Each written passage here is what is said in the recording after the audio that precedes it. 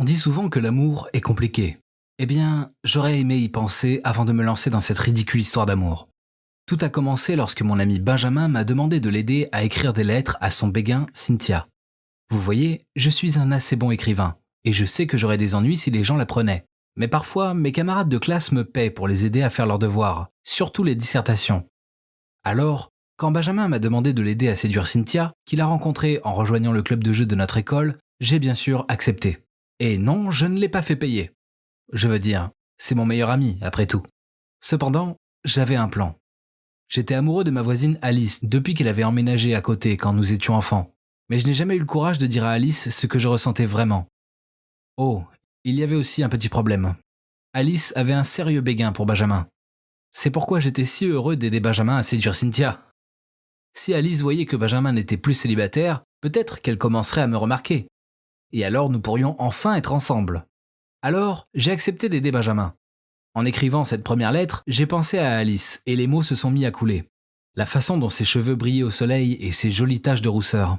Heureusement, Cynthia avait aussi des taches de rousseur. Je n'étais pas sûr que Cynthia aimerait, mais le lendemain, Benjamin a trouvé une réponse dans son casier, et ça a continué. Chaque jour, j'écrivais une lettre pour Benjamin, et il était clair que Cynthia tombait amoureuse de celui qu'elle pensait être Benjamin.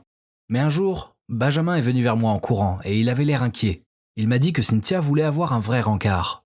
Il paniquait parce qu'il disait qu'il ne pouvait pas faire semblant d'être intelligent et drôle comme il le faisait dans les lettres. Et puis, il m'a dit qu'elle avait demandé s'ils pouvaient réciter de la poésie ensemble, et que j'aurais besoin de le former d'une manière ou d'une autre pour qu'il ne se trahisse pas. Je ferai en sorte que ça marche. Il le fallait. Sinon, je ne serais jamais avec Alice. Juste avant le rencard de Benjamin et Cynthia, Benjamin était chez moi et j'essayais de l'entraîner à lire quelques poèmes. Il était terrible, mais je ne pouvais pas le lui dire. J'espérais juste que Cynthia ne le remarquerait pas. Quand Benjamin est parti, il m'a dit que je devais le suivre à son premier encart au cas où il y aurait un problème. J'étais sur le point d'y aller quand Alice est arrivée et m'a dit que sa famille allait partir au restaurant pour fêter l'anniversaire de son frère ce soir et qu'ils aimeraient m'inviter à les accompagner. Bien sûr, j'ai accepté. J'étais proche de son petit frère. Puis, dans la précipitation, je lui ai dit que je devais y aller et elle m'a demandé où j'allais. Et j'ai dit que j'avais promis à ma mère d'acheter des provisions pour le dîner. J'ai rapidement sauté dans ma voiture et je me suis rendu à l'endroit où Benjamin rencontrait Cynthia. Je lui ai dit que je serais dans les environs en cas d'urgence. De ma voiture, je pouvais voir le restaurant et observer le déroulement du rendez-vous. Au début, ça avait l'air bien. Mais j'étais tellement occupé à les regarder que je n'ai pas remarqué qu'Alice se tenait juste à côté de ma voiture. Quand elle a frappé à ma fenêtre, j'ai eu tellement peur que j'ai failli bondir hors de mon siège. Elle m'a demandé ce que je faisais et où se trouvaient les courses. Soudain, elle a jeté un coup d'œil par-dessus la fenêtre où Benjamin et Cynthia étaient assis ensemble. Oh non, elle a certainement découvert quelque chose. Alors que j'étais complètement gelé, elle s'est retournée vers moi avec ses yeux extrêmement étonnés. « Est-ce que tu traques Benjamin et Cynthia lors de leur rendez-vous ?» Puis elle est montée dans ma voiture et m'a interrogé sans cesse, paniquée. « Qu'est-ce qu'ils font? Est-ce qu'ils sortent sérieusement ensemble? Pourquoi n'ai-je rien su à ce sujet? Bon sang, Cynthia était ma meilleure amie. Comment a-t-elle pu ?» J'étais perdu pour les mots. Elle m'avait attrapé. Mais je lui ai demandé ce qu'elle faisait ici. Elle m'a dit qu'elle allait venir organiser la fête d'anniversaire ce soir. Toujours en colère.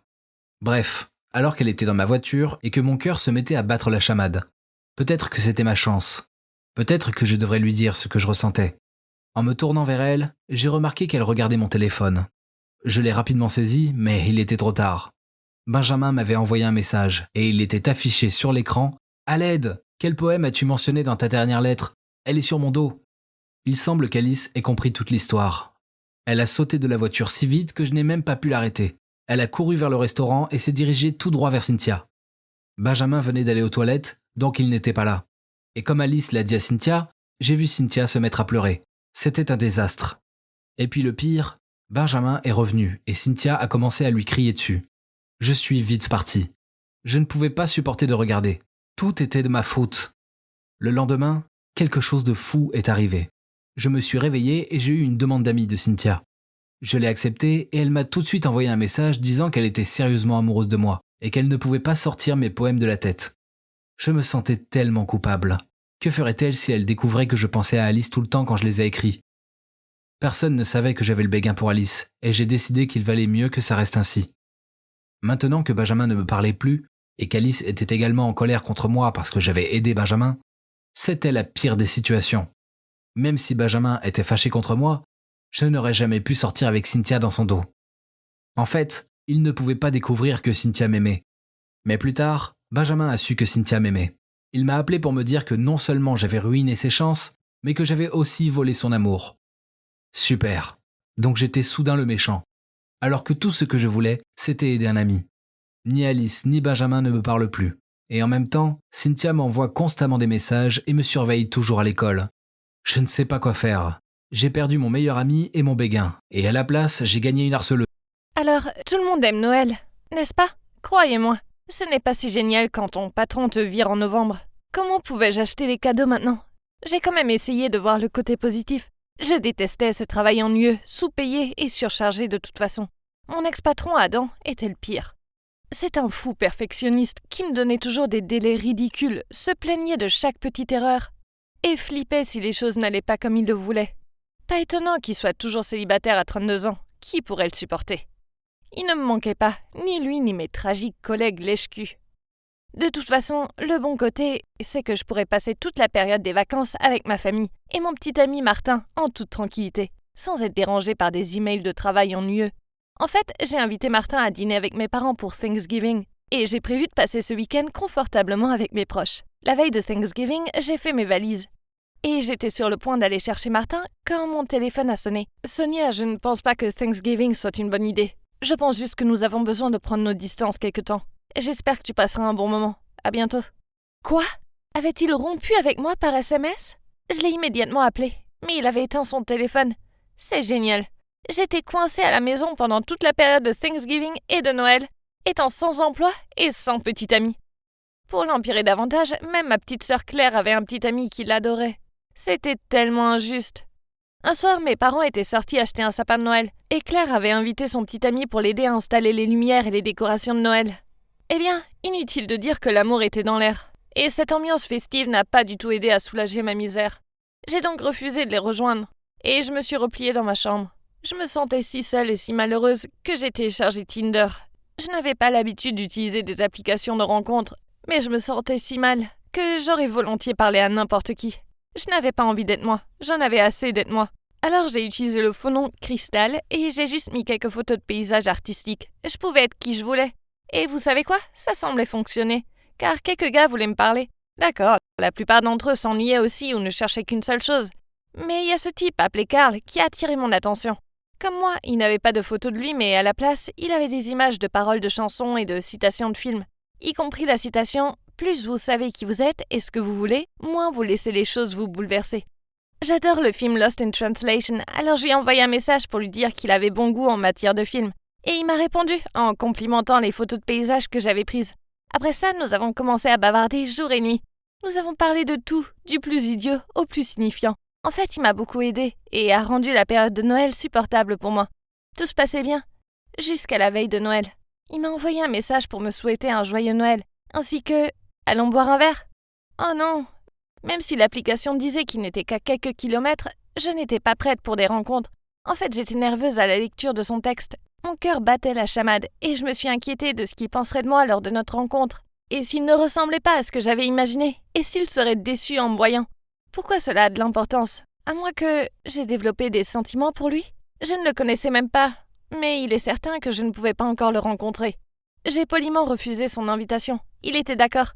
Puis nous avons continué à parler comme si de rien n'était. J'ai survécu à Noël et puis, pour le réveillon, Claire m'a persuadée d'aller à une fête avec son petit ami et ses amis. Je n'avais pas vraiment envie de m'y joindre, mais je me suis dit qu'il fallait que je fasse quelque chose pour mettre fin à cette morosité. En entrant, j'étais si occupée à brosser la neige sur mon épaule que j'ai percuté un type.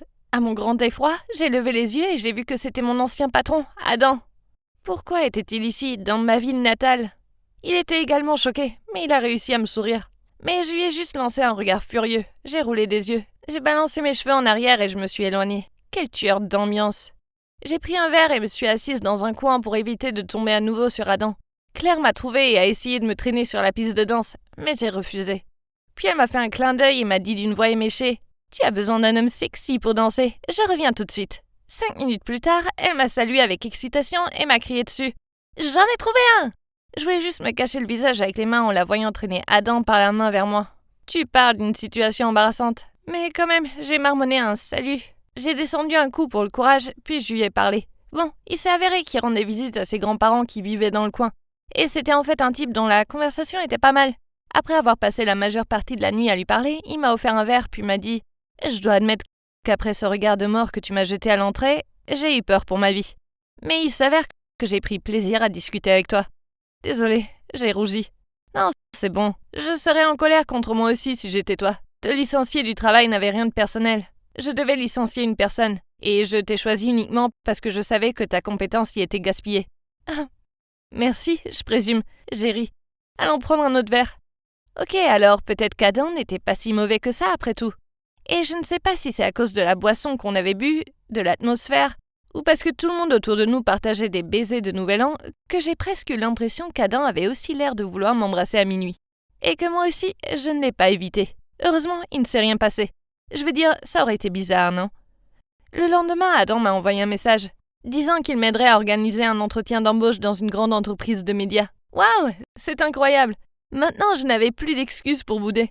J'avais besoin de retourner en ville et de mettre de l'ordre dans ma vie. Seulement, je n'arrivais toujours pas à me sortir Carl de la tête. J'ai deviné que ses sentiments étaient réels. Pour me vider l'esprit, j'ai décidé de me confesser à lui en ligne. Mais il m'a répondu en disant « Je te trouve génial et j'adore parler avec toi, mais j'ai le béguin pour ma collègue. Je suis désolée, mais j'aimerais qu'on reste amis. » Aïe, le rejet fait mal.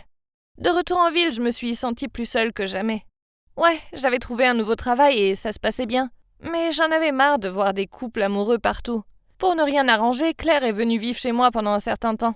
Et elle est toujours au téléphone, à glousser et à faire des grimaces à son petit ami. Maintenant, je peux même plus échapper aux amoureux dans mon propre appartement.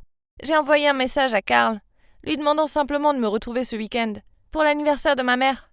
Mais pour être honnête, je ne pouvais pas encore l'abandonner. Il changerait peut-être d'avis quand nous nous rencontrions. Ou bien je serais capable de m'en remettre une fois que nous nous rencontrerons. Mais il a inventé une excuse pour me rejeter à nouveau. C'est tout, me suis-je dit, c'est officiellement terminé maintenant. Déprimée, j'ai appelé Adam pour prendre un verre. Il est arrivé en ayant l'air plutôt mignon. Mais la piqûre du rejet était toujours présente à mon esprit. Je me suis confiée à Adam, et je lui ai demandé s'il pensait que Carl était un idiot de m'avoir rejeté. Adam a renversé son verre sur la table et s'est tourné vers moi pour me dire « C'est toi qui es idiote. Pourquoi tu cours stupidement après un gars en ligne? Il n'est peut-être même pas réel. C'est peut-être un pervers de 60 ans. Pourquoi tu n'ouvres pas les yeux et tu regardes devant toi ?» Puis il s'est levé, m'a pris dans ses bras et il a essayé de m'embrasser. Quoi? J'étais tellement en colère que je me suis éloignée de lui et je l'ai giflé avant de partir. Il était censé être mon ami, pas un type qui ne cherche qu'une chose. J'étais tellement blessée que j'ai pleuré en envoyant un SMS à Carl pour lui raconter ce qui venait de se passer. Mais il n'a pas répondu. Le lendemain, je me suis réveillée avec la tête qui tourne et les yeux gonflés. J'ai vérifié mon téléphone, Adam m'avait appelé, mais rien de Carl. Il devait être trop occupé avec sa collègue de travail, hein. Soudain, j'ai entendu frapper à la porte. Ma sœur a répondu et m'a dit que c'était Adam. Je suis sortie à contre-cœur pour le voir. Je veux dire, je suppose que j'avais besoin de l'écouter au moins. Il se tenait là, l'air penaud, comme il a dit. Je suis vraiment désolée pour hier soir, Sonia. J'étais légèrement ivre et je suppose que j'ai mal lu les signaux. Pour ce que ça vaut, je pense que ce Carl est un idiot de t'avoir laissé partir. Tu es incroyable.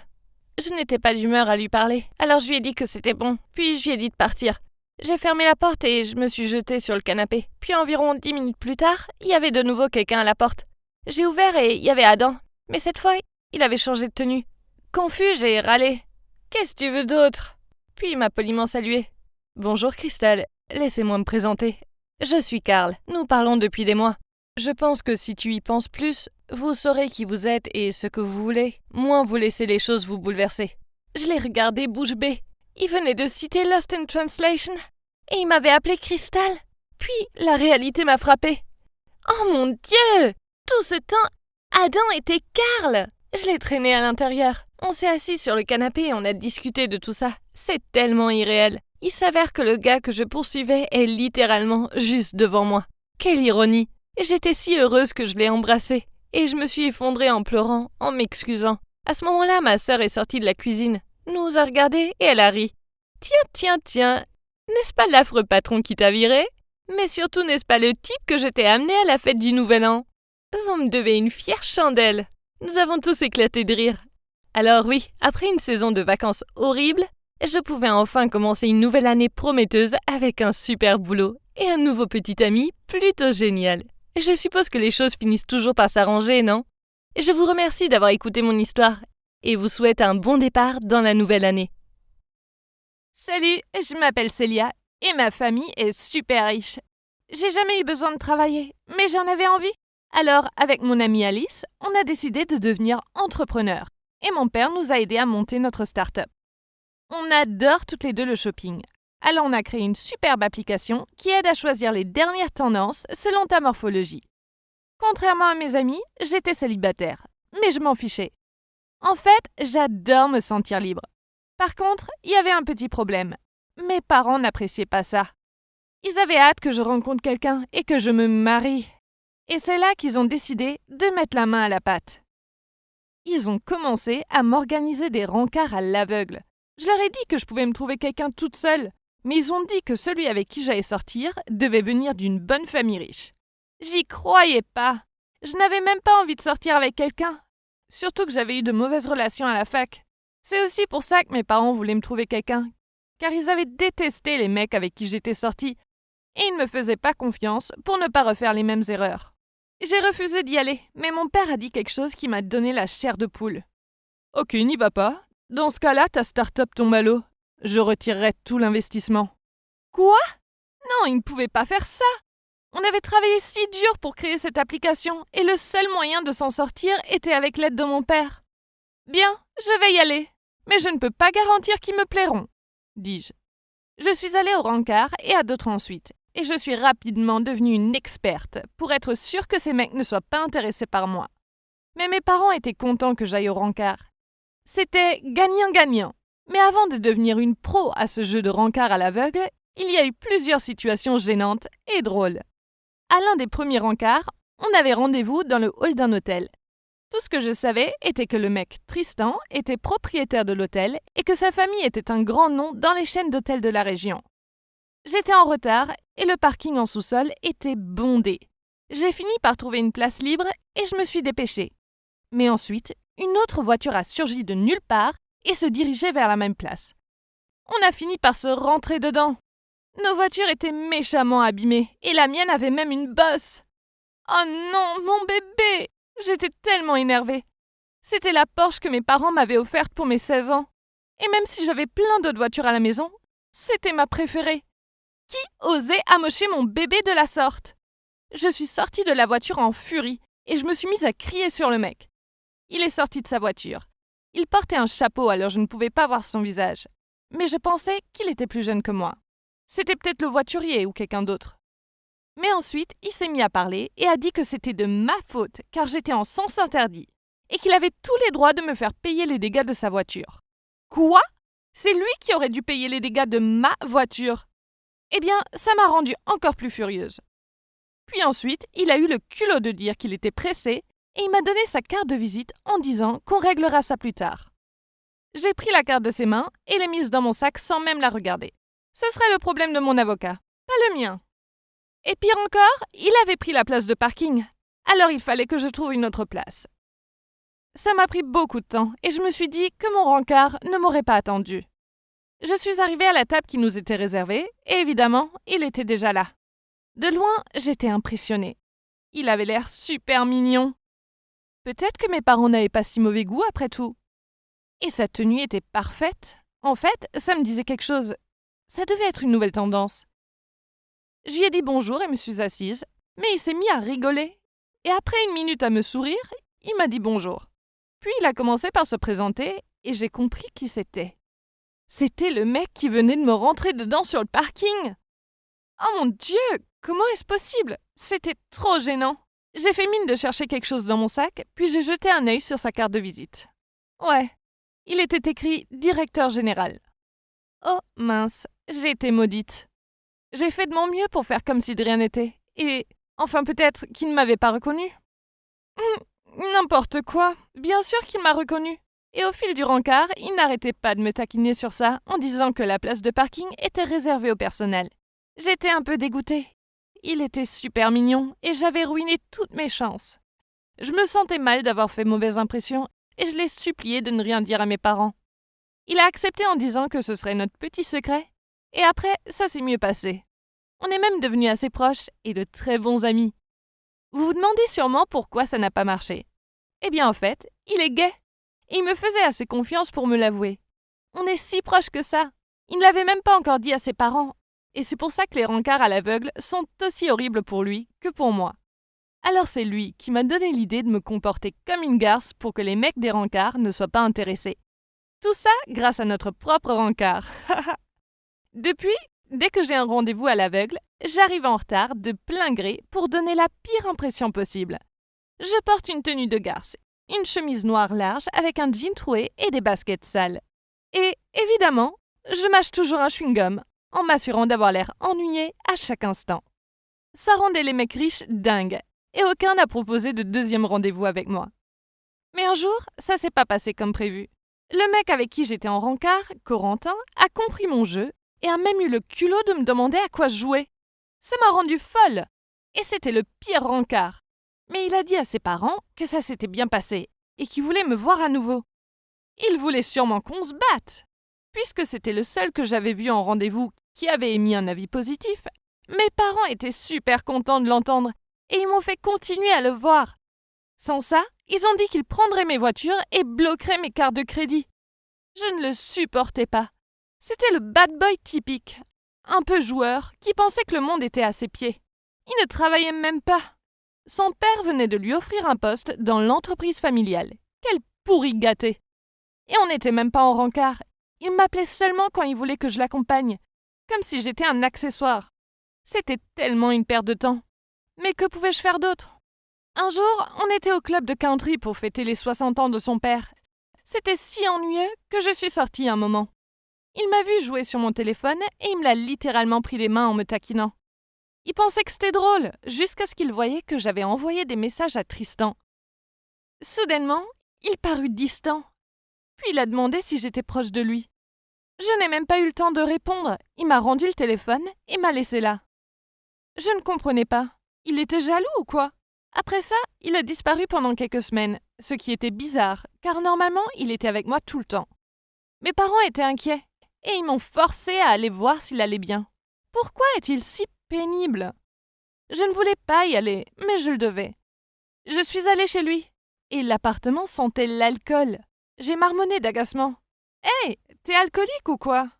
Je pensais que t'étais malade, mais d'accord, je comprends. » Puis il a dit « Tout ça, c'est à cause de toi. » J'étais perplexe. Qu'avais-je fait? J'allais partir quand j'ai remarqué quelque chose. C'était une photo chiffonnée de Tristan et Corentin. Oh mon Dieu! J'hallucine ou quoi? Je l'ai ramassé. Corentin a levé les yeux et a soupiré. Après un long silence gênant, Corentin m'a dit que Tristan était son ex. Quoi? Alors Corentin était gay aussi. Ils ont rompu. Ils avaient prévu de s'enfuir ensemble car aucun d'eux n'était assez courageux pour l'avouer à ses parents. Mais ensuite Corentin avait annulé le plan quand son père lui a proposé un poste dans son entreprise et un gros héritage. Il ne pouvait pas laisser passer ça. Tristan avait été blessé car Corentin avait préféré l'argent à leur relation. Ça fait 2 ans depuis et Corentin regrette beaucoup. Mais Tristan ne lui donne plus de nouvelles. C'est là que Corentin m'a demandé de l'aider à reparler à Tristan. Oh mon Dieu! Je ne sais pas si je devrais le faire, car je ne veux pas que Tristan sorte à nouveau avec un bad boy. Et en plus, peut-être que Tristan va penser que je prends parti pour Corentin et ne plus me parler non plus. Mais si Corentin avait vraiment changé? Alors, dans la première partie de mon histoire, mes parents m'ont organisé des rendez-vous à l'aveugle. D'abord, il y a eu Tristan, qui s'est avéré être gay. Alors, ça n'a pas fonctionné. Puis j'ai rencontré Corentin, qui était quasiment mon pire ennemi. On se détestait, mais il me faisait toujours venir au rendez-vous avec lui. Et il se trouve qu'il était gay aussi. Et que Tristan était en fait son ex. Corentin m'a supplié de l'aider à récupérer Tristan. Alors voyons la réaction de Tristan. J'ai décidé de demander l'air de rien à Tristan de me parler de ses anciennes relations et tout, pour voir s'il allait parler de Corentin. Il a dit qu'il avait été horriblement trahi par son ex et qu'il ne lui avait toujours pas pardonné. Aucun doute, il parlait de Corentin. Je ne savais pas quoi faire. Ça me rendait triste de les voir souffrir tous les deux. De voir à quel point Corentin souhaitait désespérément que Tristan revienne m'a fait comprendre qu'il avait changé. S'il lui laissait une dernière chance, il ne risquerait pas de perdre Tristan une deuxième fois. Alors j'ai décidé de les aider à se remettre ensemble. J'en ai d'abord parlé à Corentin et je ne l'ai jamais vu si heureux. Après ça, on a commencé à bien s'entendre, car on n'avait plus à faire semblant d'être en rencard. On pouvait juste être nous-mêmes. Et devinez quoi? Il n'est pas si mauvais que ça. En fait, il est comme moi. Il doit supporter que ses parents organisent des rencarts stupides. Il a même dit à mes parents que j'étais une fille géniale. Et après ça, mes parents commençaient à mieux me respecter. Le seul truc, c'est que je ne pouvais pas parler de mon plan à Tristan. En fait, Tristan ne savait même pas que je connaissais Corentin. Mais vu comme Tristan parlait de Corentin, je savais qu'il avait encore des sentiments pour lui aussi. Alors tout ce que j'avais à faire était de leur organiser un rencard et laisser le destin faire le reste. J'ai demandé à Tristan de dîner avec moi et j'ai dit à Corentin de se pointer plus tard discrètement. Mais dès que Tristan a vu Corentin, il est devenu tout rouge et en un instant, il est devenu furieux. Il s'est levé et s'est mis à nous crier dessus et a même écarté Corentin de son passage en partant en furie. Tout le monde dans le restaurant nous dévisageait. Et j'ai même entendu un vieux couple qui murmurait que c'était évident que je voyais les deux en même temps et que je venais de me faire prendre. Quel embarras! Tristan m'en a beaucoup voulu après ça. J'ai donc dû essayer de me faire pardonner tout en essayant de le convaincre de laisser une autre chance à Corentin. Je savais que Tristan était un bec sucré. Alors je me suis mise à lui faire des cupcakes et des cookies et je l'ai laissé devant sa porte. Il n'ouvrait jamais. Peu importe combien de fois je frappais. Et une fois, je lui ai laissé un gâteau à étage au chocolat devant la porte et j'ai entendu une discussion de ses voisins. L'un d'eux disait « Oh, quand est-ce qu'elle va arrêter? Quelle croqueuse de diamants désespérée !» Puis l'autre me regardait et secouait la tête en disant « Vraiment, aucune dignité. Quel genre de fille court après un mec comme ça ?» J'étais très gênée. J'ai réalisé à quel point je passais pour une fille accro. Alors j'ai couru à ma voiture, mais avant de monter, Tristan est venu en courant. Il avait aussi entendu les voisins et il a réalisé à quel point j'avais fait des efforts. Il m'a dit « Célia, arrête. Tu essaies d'arranger les choses, mais ça n'a jamais été de ta faute. » Eh bien, au moins il me parlait à nouveau. Je lui ai dit que j'étais désolée et que ça me manquait de traîner avec lui. Alors il a dit qu'il me pardonnait, mais qu'il voulait une dernière chose. Je lui ai répondu avec un immense sourire. « Bien sûr, tout ce que tu voudras, Tristan. Je suis toute à toi aujourd'hui. Ok, alors, allons au parc d'attractions. Ça fait longtemps et j'ai besoin d'évacuer tout stress, dit-il. Je suis quasiment sûre que je me suis mise à transpirer un peu en entendant ça, car j'avais une phobie de la hauteur. Alors on y est allé et on a fait toutes les attractions que Tristan voulait faire. Je devais fermer les yeux à chaque fois et j'ai presque passé la journée cramponnée à lui de peur. Mais Tristan semblait s'amuser et j'étais contente de le rendre heureux à nouveau. C'était tout ce qui comptait. Après ce jour, j'ai pu reparler de Corentin. Et je lui ai dit qu'il n'était pas obligé de se remettre avec lui, mais qu'il pouvait peut-être ouvrir un peu son cœur et laisser une chance à Corentin de s'expliquer. Il a accepté à contre-cœur pour que j'arrête d'en parler, et il lui a laissé une chance. Enfin, pas vraiment une chance, mais il a gardé les cadeaux que Corentin lui avait envoyés, au lieu de les retourner, et il a débloqué son numéro. Ils ont même recommencé à se parler. À chaque fois que Tristan répondait à Corentin, il m'appelait pour me le dire, et il était super content. Ils se sont même revus pour parler sérieusement de ce qui s'était passé. Maintenant, il n'y a plus de querelle entre eux, et tout ce qui restait à faire était que Corentin fasse quelque chose pour reconquérir Tristan. Corentin était plein d'attention pour Tristan. Il lui a même offert un abonnement au parc d'attractions et des passes pour les coulisses de son chanteur préféré. Mais Tristan ne changeait pas d'avis. Il était sympa avec Corentin, mais il ne semblait pas vouloir se remettre avec lui. C'était bizarre. Que se passait-il ? Est-ce que Tristan avait déjà rencontré quelqu'un d'autre ? Un jour, je suis allée boire un verre avec Tristan pour discuter.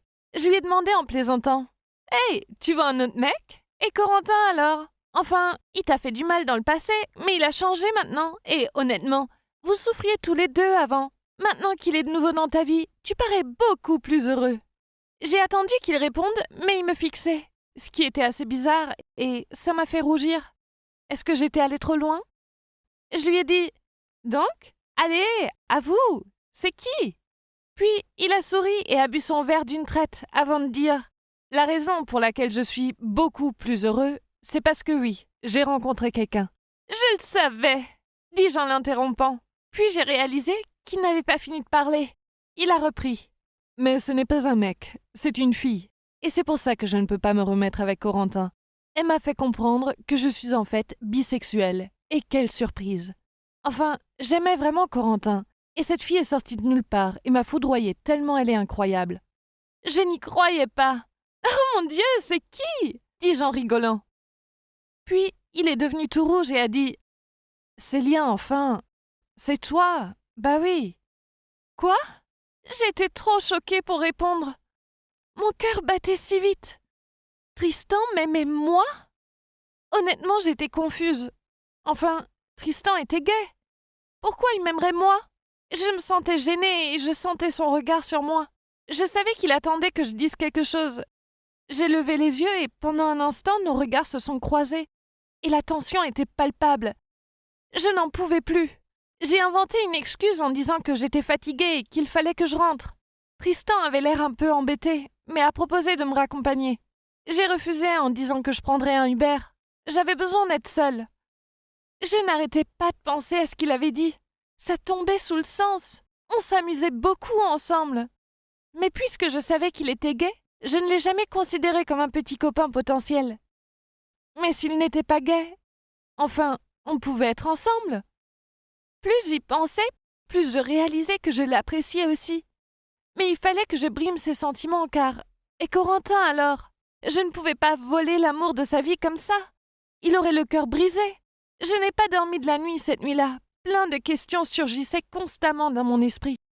Le lendemain, Tristan m'a envoyé un message en premier, en disant « Tu as bien dormi? J'espère que ce que je t'ai dit hier soir ne t'a pas empêché de dormir. » Avec un emoji qui sourit.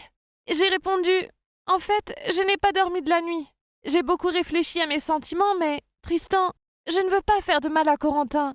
On ne peut pas faire ça. » Puis il a répondu « Ne réfléchis pas trop, ça n'a pas d'importance. Réponds juste à cette question. Est-ce que tu as des sentiments pour moi? Dis juste oui ou non. » Je ne sais pas ce qui m'est passé par la tête, mais à ce moment, j'imagine que j'en avais marre que les choses soient si compliquées. Alors j'ai écrit oui, puis j'ai cliqué envoyer. Ok, donc maintenant Tristan savait que j'avais aussi des sentiments pour lui. Et il paraissait si heureux. Il a dit que je ne devrais pas m'inquiéter et qu'on trouverait une solution, du moment que nos sentiments étaient réciproques. Quelques jours plus tard, Tristan m'a dit qu'il avait vu Corentin pour lui parler. J'avais trop peur de demander à Tristan comment ça s'était passé. Mais à minuit, Corentin m'a appelé. J'étais terrifiée de répondre. Je savais qu'il me crierait dessus. Mais à ma grande surprise, ce n'était pas le cas. Il était calme et a dit que Tristan lui avait tout dit et que si j'avais vraiment des sentiments pour lui, je devrais me lancer. Il a dit « J'ai passé des années loin de celui que j'aime et je ne veux pas que ça vous arrive à Tristan et toi. C'est trop douloureux. Vous méritez d'être heureux. En plus, tu m'as tellement aidé. Grâce à toi, j'ai réussi à mettre les choses au clair avec Tristan. Et le fait qu'il soit de nouveau dans ma vie, même comme ami, c'est déjà très bien. Je trouverai quelqu'un d'autre. Et ça me rendrait heureux de savoir que vous êtes heureux ensemble. » J'étais touchée par ces mots. Je n'arrivais pas à répondre. Je me suis mise à pleurer et je lui ai dit qu'il allait sûrement vite rencontrer quelqu'un de génial. Même lui semblait ému. Mais il essayait de le cacher en rigolant, en disant que j'étais une pleurnicheuse. Maintenant que j'avais son soutien, j'ai décidé de tenter le coup avec Tristan. On est allé à un rencard et c'était superbe.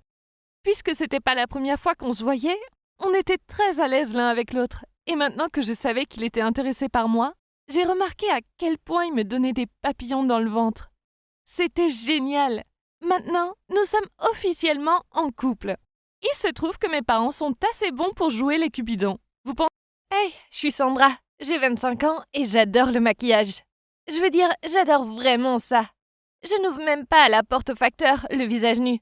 Ma fascination pour le maquillage a commencé quand j'étais petite. Ma mère était une célèbre blogueuse beauté et a même créé sa propre marque de cosmétiques. Tout le monde, des mannequins de renom aux actrices d'Hollywood, voulaient utiliser ses produits.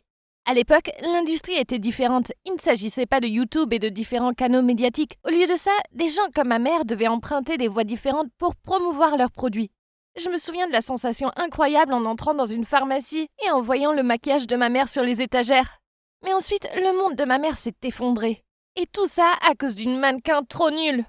Je savais qu'il se passait quelque chose quand mon père est venu me chercher à l'école. Il venait presque jamais me chercher, maman le faisait toujours. Et plus bizarre encore, il ne m'a pas dit un seul mot. Puis je suis entrée dans la maison et j'ai trouvé ma mère devant le miroir en train de se maquiller. Ma mère était une femme glamour et parfaite. Je ne l'avais jamais vue comme ça avant. Je me souviens de l'avoir simplement regardée sans savoir ce que je devais faire ou dire. Puis elle s'est mise à pleurer, ce qui a fait couler le maquillage sur son visage. Je me souviens avoir pensé qu'elle ressemblait à un clown effrayant. Elle semblait tellement hors de contrôle. Mon père lui a dit d'un ton sévère Tu veux bien te regarder ? Comment peux-tu laisser Sandra te voir comme ça ? Puis il m'a couvert les yeux et m'a sorti de là. Je lui ai demandé ce qui se passait. Il a soupiré. Il m'a raconté comment une mannequin avait eu une mauvaise réaction au produit pendant la retransmission en direct sur le web de ma mère et que maintenant elle se faisait soigner à l'hôpital dermatologique. Elle a rejeté la faute sur les produits cosmétiques de ma mère, ce qui signifiait que les équipes de presse et la police étaient désormais impliquées. À présent, l'industrie de la beauté boycottait la gamme que ma mère avait travaillé si dur à créer. Le lendemain, après l'école, ma mère semblait de bonne humeur. Elle m'a emmené boire un milkshake et nous avons chanté sur des airs de Disney dans la voiture. Je pensais que tout était rentré dans l'ordre, mais nous sommes arrivés à la maison et elle m'a fait asseoir et m'a dit « Sandra, tu vas être mon modèle et sauver cette famille. » Puis elle s'est filmée en train d'appliquer ses produits de maquillage sur moi. Elle s'est tournée vers la caméra et a dit « Vous voyez, j'ose utiliser mes produits sur la peau délicate de ma fille parce que je sais qu'ils sont absolument sans danger. » Le problème est que les images d'une jeune fille se faisant maquiller sont ennuyeuses par rapport aux images choquantes d'une célèbre mannequin à la peau brûlée. Toutes les marques lui ont tourné le dos et elle est passée du jour au lendemain du statut d'entrepreneur à grand succès à celui d'une personne blacklistée. Une enquête a par la suite prouvé que les lésions cutanées du mannequin étaient dues à de dangereuses fausses injections de Botox et non aux produits de ma mère. Mais c'était un peu trop tard, car ma mère avait déjà perdu tous ses contrats et partenariats, et l'argent dépensé dans des procès coûteux a mis ma famille en faillite. Après ça, ma mère a laissé l'industrie de la beauté derrière elle. Mais cet après-midi-là a changé ma vie. J'ai toujours eu le sentiment d'avoir de l'estime pour moi-même, car j'ai grandi dans un environnement plein de beauté célèbre. Mais ce jour-là, après avoir été maquillée par ma mère, je me suis sentie si jolie. Je me suis regardée dans le miroir et je me suis retrouvée comme toutes les filles de rêve que j'avais vues dans mon enfance. Ma nouvelle belle apparence m'a rendue plus confiante. Depuis lors, j'ai commencé à me maquiller. Et cette obsession ne s'est pas arrêtée jusqu'à ce que je grandisse. À l'âge de 14 ans, on ne me verrait pas quitter la maison sans avoir mis un maquillage complet. Cela m'a donné cette confiance supplémentaire et m'a permis de me sentir prête à affronter la journée. Quand je me maquillais, le fait que mes parents soient pauvres n'avait pas d'importance. Je me sentais belle et je pouvais supporter le monde. Aujourd'hui, à 25 ans, j'adore toujours le maquillage. Je me suis avouée accro au maquillage. Mais mon petit ami Chris n'a jamais vu mon visage nu. Quand je passais la nuit chez lui, je me couchais avec le visage tout maquillé, puis j'attendais qu'il s'endorme, pour pouvoir me faufiler dans la salle de bain, l'enlever et m'hydrater. Puis je me suis réveillée 2 heures avant lui pour pouvoir me maquiller. Et j'avais l'air de me réveiller complètement glamour. Oui, sauver les apparences était un travail difficile. Mais quand il m'a regardée comme si j'étais la plus belle fille du monde, eh bien, ça en valait la peine. Seulement une fois, Christophe s'est réveillé tôt et m'a surprise en train de me maquiller. J'ai complètement paniqué et je me suis immédiatement couvert le visage avec mes mains et j'ai crié « Non, ne me regarde pas, je suis hideuse !» Il a ri et m'a dit « Ne sois pas bête, un peu de maquillage ne change rien au fait que je t'aime et que je pense que tu es la plus belle fille qui existe. » C'était gentil et tout, mais je lui ai quand même crié dessus jusqu'à ce qu'il quitte la pièce pour que je puisse finir mon maquillage. Ces mots m'ont fait réfléchir. M'a-t-il vraiment aimé ? Nous étions ensemble depuis 2 ans, mais il ne m'avait jamais vue avec un visage frais. Alors, comment pouvait-il savoir s'il m'aimait si je ne le portais pas ? Je ne pouvais pas m'empêcher d'y penser. J'avais besoin de savoir s'il m'aimait vraiment pour moi ou pas. Alors j'ai enlevé tout mon maquillage. Oui, même mon gloss transparent. Puis j'ai attaché mes cheveux et mis des vêtements décontractés et une paire de baskets. Je me tenais juste derrière lui dans son café préféré. J'hésitais à m'asseoir à la table où il était assis. Et j'étais confuse quant à la façon de parler. C'est alors qu'il m'a regardé tout en faisant défiler son téléphone et m'a dit « Oui, vous pouvez prendre ce siège, car je vais bientôt partir. » Il ne m'a pas reconnue. Intéressant. Je me suis assise devant lui en faisant semblant d'être une fille timide et mignonne. Et j'ai doucement entamé une conversation. J'ai essayé de varier le ton de ma voix pour demander ce que je devais commander. Et ça a marché. Il a complètement pensé que je n'étais qu'une fille quelconque. Après avoir discuté pendant une éternité, je lui ai dit « Je vois que tu n'as pas vraiment besoin de partir bientôt, hein ?» Il m'a souri et m'a complimenté sur mon côté mignon. Je me suis sentie beaucoup plus sûre de moi. Alors, je voulais prendre le courage de lui dire que j'étais sa petite amie. Mais soudain, il a souri et m'a dit « Si tu n'as pas de petite amie, je me demande si j'ai une chance de te connaître. » Quoi ? Il était toujours en relation avec moi ? C'est incroyable ! Un autre plan m'est venu à l'esprit. Alors j'ai essayé de rester calme et j'ai répondu timidement « J'aimerais bien ça. » Après ça, j'ai commencé à vivre 2 vies différentes. Lorsque je me suis maquillée et que je suis devenue énergique et séduisante, Christophe m'a complimenté sur ma beauté et mon charme et m'a fièrement montré à ses amis. Mais quand je suis apparue avec un visage nu et que j'ai fait la timide, il a dit qu'il aimait le fait que j'étais douce et rustique et qu'il pensait que les filles qui se maquillaient toute la journée étaient tragiques. Tragiques ? Comment ose-t-il ? Il mentait en disant qu'il sortait avec ses amis pour pouvoir passer plus de temps avec moi sans maquillage. Puis il m'embrassait avec du maquillage et me disait qu'il aimait mon côté glamour. Et que j'étais la seule fille pour lui. Ouais, c'est vrai. Je n'arrivais pas à croire à quel point ce type était faux. Là, je pensais qu'il m'aimait. Mais maintenant, il me trompait avec moi. Un playboy comme lui ne méritait aucune version de moi. Alors, il était temps de se venger. Alors, quand il a demandé à ma version non maquillée de partir pour un voyage, j'ai timidement accepté. Je savais qu'il voulait juste piéger une fille innocente dans son lit. Mais je suis pas une fille ordinaire de toute façon. Alors qu'il se détendait dans la piscine, j'ai timidement dit que je prendrais une douche et que je l'attendrais à l'intérieur. Et je jure que j'ai vu ses yeux briller comme une pie. J'ai couru dans la salle de bain pour mettre la douche en marche. Puis j'ai laissé mes vêtements éparpillés sur le sol. Et je me suis faufilée dans la chambre voisine que j'avais réservée pour la nuit. Là, je me suis transformée en moi maquillée. Puis je suis revenue en sonnant à la porte. Évidemment, il a dû se dépêcher de sortir de la piscine pour ouvrir la porte. Et quand il m'a vue, il est devenu si pâle. Je suis entrée dans la chambre, j'ai traversé calmement la luxueuse pièce et j'ai ramassé toutes les traces d'adultère que j'avais auparavant éparpillées sur le sol. La robe d'été, le bikini et même de la lingerie. Puis, je les lui ai toutes jetées. Il était incapable de dire un mot et a paniqué quand j'ai continué à marcher tout droit vers les toilettes, où il y avait le bruit de la douche qui versait de l'eau, en disant calmement « La personne que je dois frapper est à l'intérieur, n'est-ce pas ?» Il a paniqué et s'est précipité entre moi et la porte. « Ça ne vaut pas la peine que tu agisses, chérie. Elle n'est rien, tu sais que tu es ma seule. » J'y ai demandé « Elle est belle ?»« Non, elle est ennuyeuse et démodée. Pas comme toi. » Je l'ai repoussé et j'ai ouvert la porte pour entrer. Il s'est mis à paniquer juste derrière moi et s'est figé alors que sa maîtresse était introuvable dans la vapeur de la douche chaude. Il a probablement pensé qu'elle s'était échappée d'une manière ou d'une autre et lui a au moins sauvé la vie. Je suis tout de même entrée et je me suis déshabillée et je me suis mise un peignoir devant lui. Puis je me suis dirigée vers le miroir et j'ai commencé à me démaquiller. Il était toujours aussi audacieux et effronté. J'étais complètement bernée. Y a pas de fille. C'est mon plan pour t'amener ici. Profitons de la nuit, bébé. Il a vraiment un talent pour le mensonge. Je viens d'enlever en silence tout le maquillage de mon visage. Je t'ai jamais vu te démaquiller. Ce soir sera vraiment génial, dit-il, en s'approchant pour me serrer dans ses bras par derrière. J'ai fini par attacher mes cheveux et essuyer la vapeur sur le miroir avec ma main. Et j'ai dit « Alors, avec qui tu veux dormir ce soir ?» Il a regardé dans le miroir pour voir un autre moi et a crié d'horreur, s'enfuyant comme s'il avait vu un fantôme. Cette nuit-là, je suis restée avec jubilation dans cette chambre d'hôtel de luxe. Et j'ai apprécié le premier jour de ma vie de célibataire. Le maquillage est ma passion et mon passe-temps, et je ne le changerai pour personne. Surtout pas pour ce genre de gars. Mais je réalise maintenant que je mérite de trouver un mec qui m'aime inconditionnellement. Que je sois la version glamour et maquillée de moi, ou simplement la version timide et libre de mon maquillage. Bonjour, je m'appelle Mia, et j'ai vécu les 14 premières années de ma vie piégée dans un mensonge. Je n'ai jamais quitté la maison. Et par là, je veux dire jamais. J'ai grandi en croyant que j'étais allergique au soleil et que si je restais trop longtemps dehors, je me transformerais en poussière. C'est stupide, je sais, mais je n'étais qu'une enfant et je n'avais aucune raison de ne pas croire ce que ma mère me disait. Les rares fois où je suis sortie dans le jardin, ma peau est devenue toute tachetée et gonflée. Avec le recul, il est clair que maman m'avait donné quelque chose pour que ma peau entre en éruption. Mais à l'époque, je croyais sincèrement que le soleil était là pour m'avoir. Je me souviens avoir regardé derrière le rideau et avoir vu les enfants jouer dans la rue. Ils avaient l'air de s'amuser. Et je me sentais si triste de ne pas pouvoir me joindre à eux. Maman est entrée dans ma chambre, a rapidement fermé le rideau, puis elle a attrapé mes épaules et m'a crié dessus. « Mia, ne fais plus jamais ça. Le soleil peut entrer à travers les rideaux et te rendre croustillante. C'est ce que tu veux ?» Je me souviens avoir pleuré en secouant la tête. Je n'ai plus jamais regardé les autres enfants après ça. Je les entendais encore jouer. Alors je fermais les yeux et j'imaginais que j'étais là avec eux, en train de jouer à la poursuite et d'apprendre à faire du vélo. Je voulais tellement que ce soit ma réalité. Le problème était que je n'avais pas cette vie.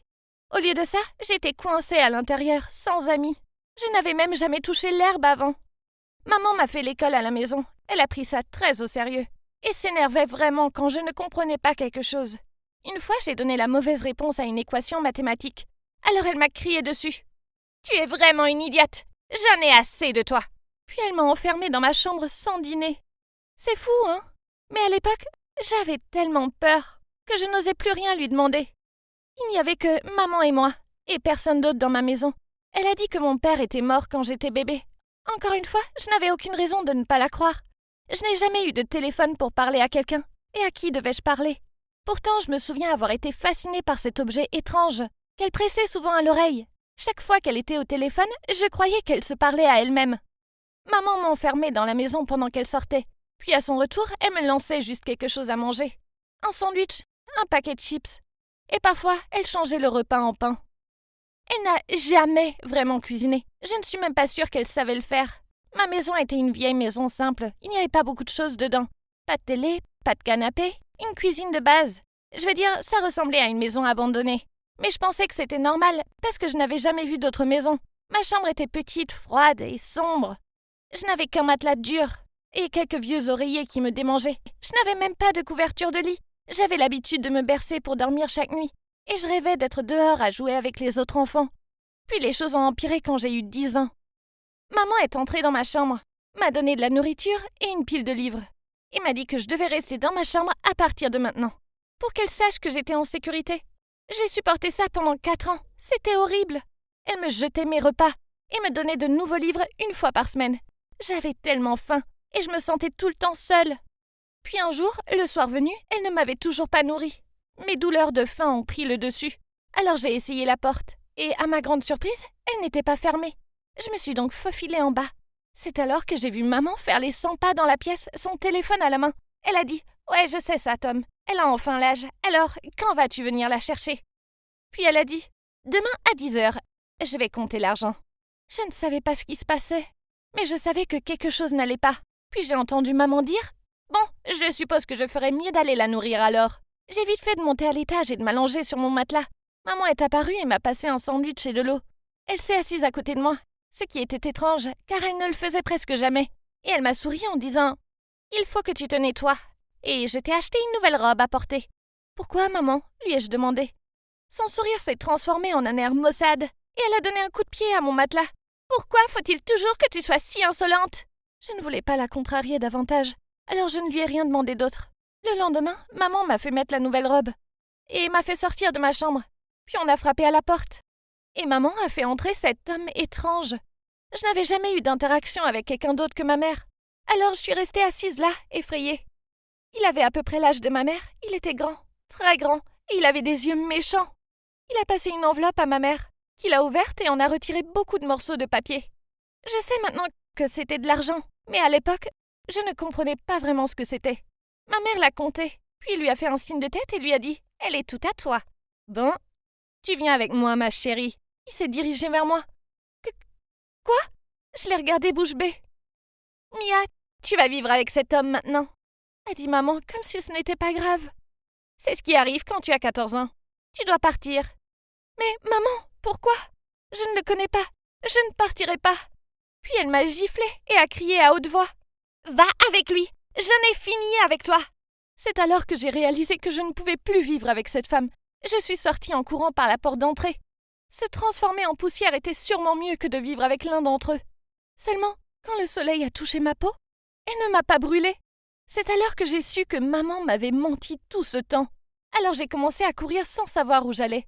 J'entendais maman et ce Tom me courir après et crier. Mais j'ai continué à courir. Chaque petit bruit me faisait peur, car je ne comprenais pas ce monde et les gens qui y vivent. Je me souviens ensuite qu'une femme m'a secouée et m'a dit « Chérie, tu vas bien ?» Au début, j'avais tellement peur et je me suis mise en boule. Mais ensuite, elle m'a dit qu'elle n'allait pas me faire de mal, qu'elle voulait juste m'aider. Elle avait des yeux gentils, pas comme ma mère ou cet homme. Alors je lui ai dit ce qui s'était passé. Elle avait l'air complètement choquée, mais elle a appelé la police. Il s'avère donc que, lorsque j'étais bébé, on m'a volée. Ma mère n'est pas vraiment ma mère du tout. C'était une femme dérangée qui m'a volée de ma poussette et qui a fait une terrible affaire avec cet homme Tom pour qu'il puisse m'acheter à elle quand j'aurai 14 ans. Elle ne connaissait pas mes vrais parents. Elle a juste vu une chance de me prendre et elle l'a saisie.